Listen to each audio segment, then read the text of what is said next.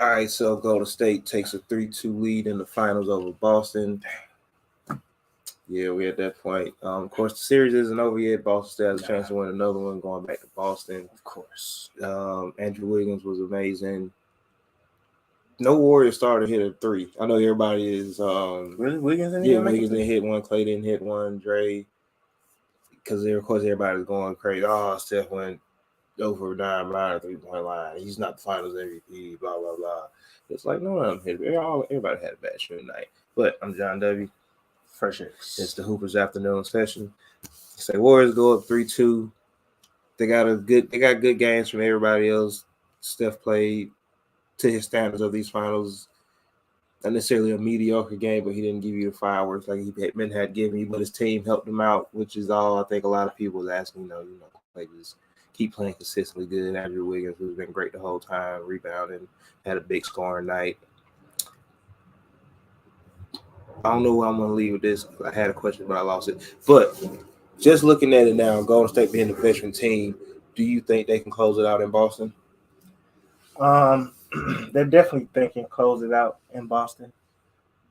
I know they want to smell champagne in that locker room for the rest of their careers. Also, surely, I wouldn't be surprised if we got a game 7 though. That would be nice. Like you said, tough shooting game from Steph. He did other stuff well. Obviously, it's what he's gonna do. Yeah. But yeah, just a tough shooting game for him. And that was a game that you thought that you would think Boston would have won that game once you get that performance out of Steph. And right. Like you said, it was really kind of a tough shooting night for everybody. But they weren't able to get it done. They started out slow, real quick. Yeah. I'm not sure if they will close it out, but I wouldn't be surprised to see them do it. I think Boston's role players are going to play better at home. Nah, I think they definitely will. And, you don't want to go out. Boston's one of those tough teams. They've been tough all year. I don't know what game plan he's going to come in with, but he's definitely going to have them ready to go. Jaylen Brown and Jason Tatum definitely is going to have to come out and play for their playoff lives tonight. Because I know, not tonight, but Thursday night, because they don't want it to end. And, like I say, Boston came out, they got the game 1 victory. They were up 2-1. What do you think? Not necessarily what went wrong, but what does Boston could have done better to maybe have the lead in the series? Because I know I made the other day when Axel said they could be up 3-1 if they played better, if they played the right way or something like that. I forgot the exact quote, but he said they could be up at least 3-1 right now. What do you feel like Boston hasn't done correctly to have seized those opportunities? Right, because it seemed like they were going to close out the Steph 43-point game, but that's been the main thing. Not closing out the games, turnovers been killing them. Jason Tatum has the most turnovers in a playoff postseason run. Right. I know it's cool to acknowledge he is getting better as a playmaker, and with that comes some growing pains of he's still turning the ball over way too much. It's real apparent that they win in the games when they don't turn the ball over, and they lose in the games that they do. And it seems like they just had a hangover really from that fourth quarter of the last game, came into this game, and they got down quick, and now you fighting to get back into it, which they got back into it, took the lead. Yep. But Jordan Poole, that 3 at the end, pushed them back at the end of the third quarter, gave them that slight lead going to the fourth, and they just kept the momentum going. I think turnovers has been the biggest problem. And a lot of people on their teams have solid shooting percentages from 3. Jason Tatum shooting, I don't know after the game, but he was shooting 40% for 3, but he's 30 on the 2s. Same thing for Derek White. I think Jaylen Brown was kind of similar too. They've struggling to get points inside, and it's not like it's just this big force that Golden State has stopping them at the rim or something like that. But they really struggled in the mid range, in my opinion, throughout this series. But turnovers have been their main killer for sure, turning it over, and it's unforced turnovers at time. Honestly, just careless passes, and it just make you think what this team would look like if they had everybody's going to this kind of system where their main players are overly handling the ball. Right. I think they would look different if they did have even just as a backup, a true point guard that can just put people in position, because the turnovers they have are killers, honestly. No, yeah, it's definitely been a problem. Even in game 1, they had some ugly turnovers that they were able to overcome. like I say, Boston's had a good run. They put out, like say, swept Brooklyn in the first round. I'm not saying it's as if the series is over, but they put out Brooklyn, swept Brooklyn in the first round. Game 7, Game 7 against Milwaukee and Miami. Do you just seeing where Boston is at and where they came from, starting again another season? Not win or lose, but what do you think is the temperature right now in Boston with just how the roster is constructed and just how this season went? Honestly, I think if anybody, most teams are okay with being in this position as Boston because what they overcame early in the season, being in, they were in like 11th at one point, right? Going from 11th to finishing second. You say some people thought Brooklyn could beat them in their first series and they swept them, made it really tough on KD and Kyrie, and then you go through the Bucks, the champions, and pull that one out. And then Miami with the number 1 seed, so they've really bounced back through everything throughout this year. Their last loss was the first loss they've had, like coming off one of the first back-to-back losses. So I honestly don't think they're rattled. And then as a team with no experience, they still have a lot of no championship experience. They still have a lot of playoff experience or whatever. So I think Boston's okay. Like I won't be surprised to see a Game 7. I don't think it's over. I think throughout the series, they've looked like the better team overall. Right. Throughout the series, last game was the first game to me where the Warriors just looked like the better team. But every other game, I feel like Boston has looked like the better team. But Steph has been so good, and Wiggins has been really great in his contributions to like really keep them in it. They just seemed kind of like they was hurt last game because they didn't pull out the game before that. All right. Like I said, just talking about Andrew Wiggins real quick, who, like you say, who's been great. He's been good throughout the whole playoffs. He's had a couple bad games here or there, but he's been a good co-offensive star. He's been a good co-offensive star with Steph. He's been great defensively on Tatum or Brown or whoever the wing, Luka Doncic, whoever the wings he match up with. It was talks about, during All-Star break, everybody said he was probably the worst All-Star starter ever. I don't know why that's even a thing imaginable, because his numbers, he isn't the typical wing 24-point game, a night guy. But how important has Andrew Wiggins been in this transition back to the championship for this team? I mean, it's been the key because you got to have that wing player, honestly. Even look at what you're going up against. They got 2 of them on the other side. But that's always been kind of the Achilles for the Warriors, the championships that they lost. You got LeBron and Kawhi on the other side, matched with the ones that they won. KD, obviously, but not even just KD, but when Harrison Barnes contributed at his highest level, when Iguodala was contributing at his highest level, that wing player is just crucial for everything that they do. And then Wiggins in particular, being a former number 1 pick, a player that's averaged 24, 23 points per game in the league at one point, you still know that at times he can at least go one-on-one. We saw that a lot the last game. We saw a little bit of it in Game 4. Like, I think when Steph was hitting threes, Wiggins was getting some good inside shots, grabbing some rebounds and going back up and taking advantage. But last game, I feel like he was really aggressive with, he got it on the wing and he took it one-on-one, hit a couple pull-up jumpers. Like, some of the shots he hit last game it kind of looked like why people, when he first came out, people had him as the number 1 pick, thinking he could be the scorer to the level of players like Kobe and stuff like that when he first came out, because some of his mid-range pull-ups were pretty nice in the last game, but just that overall aggressiveness. But that keeps you versatile when you got the shooter that is Clay and then an all-around offensive great player, that's Steph. And I thought he deserved his All-Star spot. You was one of the first people that mentioned that he had a potential to be an All-Star. We didn't think starter, but even still, just with what he's contributed offensively, his efficiency being career high, defensively, he first team All NBA defense this year?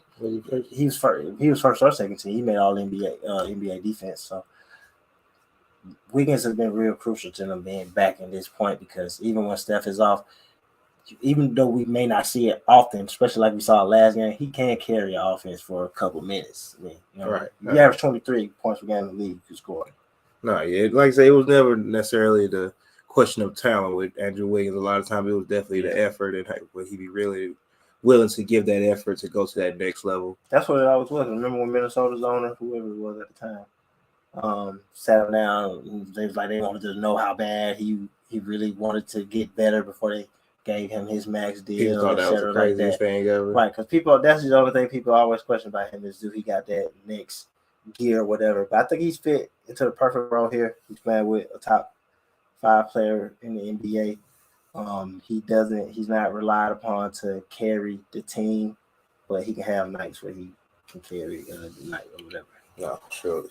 Steve Kerr is always a funny talking point because you have the side that either understands what the good he's done for the team, or you have the side that just feels like he coaches a super team and anybody can get it done. I know we're high on Steve Kerr as a coach because the team he got now and the team he got when Mark Jackson left is 2 different teams. He made him a championship team with the system offensively and defensively that he's fixed. He's gotten plenty of assistant coaches, head jobs. Mike Brown gets head coaching jobs every other summer when he goes to Golden State. Kenny Atkinson just got another job in Charlotte. Whenever this dynastic run that they're having is done, it could be next year, it could be 3 more years from now. Steph is only 34. What do you think Steve Kerr is going to stand in just as far as the NBA legacy as a head coach? Because you're not going to be able to deny it at some point. I mean, he's already approaching like top 5 status. He still got a long way to go. As far, I mean, he won so quick, which is why you're going to automatically start thinking, is he in the area of Phil or Red Auerbach? But I think he's just now where he is. He's approaching like Pop, maybe even Pat Riley. I think he's in. I think even though he won quicker because Phil won his second year, third year. Phil didn't win his first year. Either way. Even though he won a little quicker, I still think you got a ways to go to get Phil. But at the end of the day, I think what makes Steve Kerr stand out the most as a coach is just the adjustments that he made.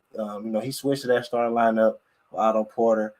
And he stuck with it this past game. I didn't think it really made a big difference, honestly. But it seemed, I feel like it worked more for what he was trying to do this last game, especially since they got a bigger game out of Gary Payton, Gary Payton II. But it's just it's like he sees certain things on in the game, and even if he doesn't switch it that game, he adjusts to it really well the next game. I think his adjustments are top tier, and that's the difference. You can say what you want about the roster and Mark Jackson. Most people that like the Warriors now probably don't even remember that roster and the team that beat Ty Lawson. Them, y'all don't even know that team. They don't even know David Lee and those players that was on that squad. So that don't even matter. It's been a different team.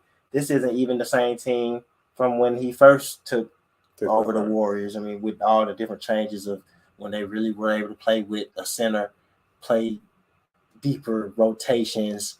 The different guards they've had, he's adjusted to every team that they've had from the first team to adding KD to this team that they got now. So Steve Kerr is already amongst if you're not talking Phil, Red Auerbach, Pop, Pat Riley, nobody else just stands out that you're gonna put ahead of him, honestly. There's other people with arguments, obviously. Right.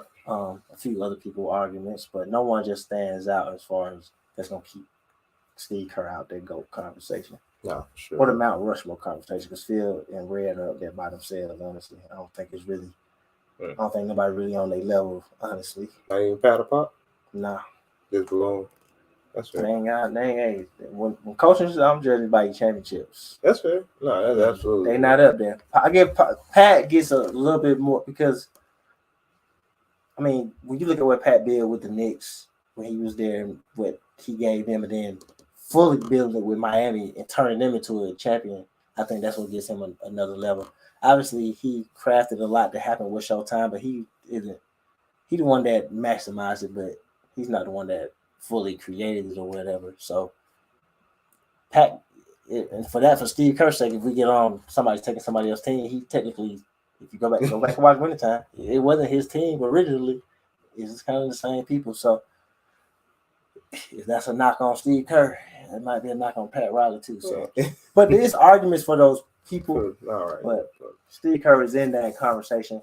I just think Phil and Red, they by themselves. No, I can respect that. But back to the NBA Finals, like I said, Golden State is up 3-2. Draymond has been an interesting player. That said, he has. I don't think Draymond has done anything where he overly decided any games too much. Honestly, I know he's fouled out of two of the losses in both the losses, but I don't think other than that Draymond has done anything really drastic. Did you like how he played in Game 5? Yeah, especially more particular early in the game because we had just talked about how on the last Hoopers pod we had just talked about how like he's just not even just looking at the rim to make those floaters. And I said, it's because he ain't dunking the ball. So when you're not getting the dunks, you're a little nervous with the floaters. He got a dunk. He hit a floater. He got an easy layup early. So I think Draymond, his aggressiveness was really good, especially in particular in the first half. No, all right. And just going into Game 6, what do you expect to see out of Boston? For one, Udoka told them, I don't know if it was game 3, 2, one of those games. He told them to quit playing like assholes. That's what he need to tell them again. Take care of the ball. Stop making it so difficult. Just because Polizzi is on you don't mean you got to go one-on-one. If you got to take 6 dribbles to beat them, you're not beating them. Move the ball.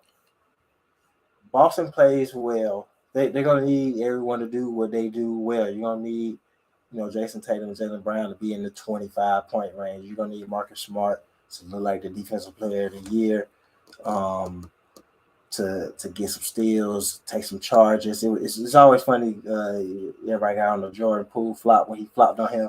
It's just funny to see somebody get him with it because that's what he does all the time. Because you got to have people play their best games. Like I've been hearing people call out like, "Oh, Grant Williams, he scored 27 again." Like they don't need him to have 27. They don't need Al Horford to have 26. They don't need him to have 2. Right, but you don't got to have a career game. You need, I think, the best players need to be your best players, and everybody just needs to do what they do well. Time Lord he's played pretty well to me, honestly. I think if he's flirting with, double range, like not even necessarily getting one, but 8.7 rebounds, 2 blocks, I think that's a solid game for him. If there's any game you want to play your best game of the season, is this game. You got to be locked in defensively, know where Steph is, but also not letting other players beat you. I mean, GP2 went 6 for 8 last game, I think. Knocked down some threes, layups. Wiggins able to do whatever you want. Got to play your best game of the season right now. And Golden State, what do you expect? What do you want to see from them to close it out of 6? Definitely don't expect Steph to go 0 for 9. I wouldn't expect him to go like 9 for 9 if he could, but from Golden State, try to find some easier shots for Steph. You could tell that he was kind of searching for some threes because he took some really deep threes early just so he can knock one down. So try to get him some easy shots. He definitely missed some shots that he normally makes, so I wouldn't overthink that too much. But anytime you can make it easier for Steph, that works out. Good shots for Clay. I need Jordan Poole to be under control. He has moments in the game where he plays really well, and then he has moments in the game where he just like plays so out of control, and it's like he's just trying too hard. Just let the game flow. Right. And I would say you need a mix of role players to be knocking down some shots. Whether it's Otto, GP, like I said, Jordan Poole, knock down some open shots. Right. Like I said, Game 6 is tomorrow in Boston. We can either get a Game 7 back in the Chase Center, or Golden State can go home with a 4th championship, putting them in rare class with some of the elitists of the elites. But I'm gonna say Golden State gonna close it out. You think that's where Golden State closes out? I think they get it done. They get champagne in Boston for the rest of their careers. And like I say, don't know who's gonna win or not. Boston could definitely come back. Right, they could definitely win. I have Boston definitely win. Boston can come back and win the next 2 games. But if we could look to the future, if Golden State does win this before we get out of here, what do you think? Not even necessarily as individual players, but just as a team in this combination of players, what do you think that puts them at all time? The Warriors, honestly, just keep moving their dynasty up. I think it's just that's just it. It just solidifies the greatness of. Not just solidifies. It's just another time, I guess, reaffirming. Right. Steph as a great player, Steve Kerr as a great coach, and just the overall great contributions that they've gotten from the owner, the GM, Draymond, Clay, everybody. Honestly, it just puts them up there at the top of the. I mean, if they're not already at the top dynasties, because we talked about it a little while ago, but it finally put them up there with. I still got the Celtics because they won 8 straight. You got them first, and then it's like the Bulls for me. It kind of gives them. I don't know if I had them before in front of Showtime before, but this one probably puts them in front of Showtime. Even though they still 1 ring behind Showtime, so we gotta always remember that too. That we in the moment of it happening, but for it to kind of render off for a few years because of injuries, KD leaving, and stuff like that, and to come back while Showtime kind of just rolled through. It wasn't really no breaks, honestly. I know they had some years where they didn't go, but they went to 9 championships. They were there. They might not have won every one, but they were there. So to get there, the dominance of winning, I guess, is more of the point for that for me. Right. Like the only losses they have for this is 2 in the finals. Yeah, I put them in front of Showtime. Right. But other than that, you got anything else? Just as always, appreciate the viewers. We're here every Wednesday for the Hoopers Afternoon session on the Off the Ball Network's Facebook page, Hoopers Twitter page, Hoopers YouTube page. Shout out to the Off the Ball Network as always. Make sure you go to the website, check out some cool stuff on there. Anywhere podcasts are available, search the Hoopers Pod, Apple, Google, Spotify, iHeartRadio, all those cool places. And go to YouTube, Hoopers Pod, hit subscribe, comment, rewatch this video, rewatch another video, go back to when John told you that Wiggins was going to be an all-star. Let's go watch some old stuff. Yeah. All that being said, I'm John W. Fresh X. It's the Hoopers Afternoon session.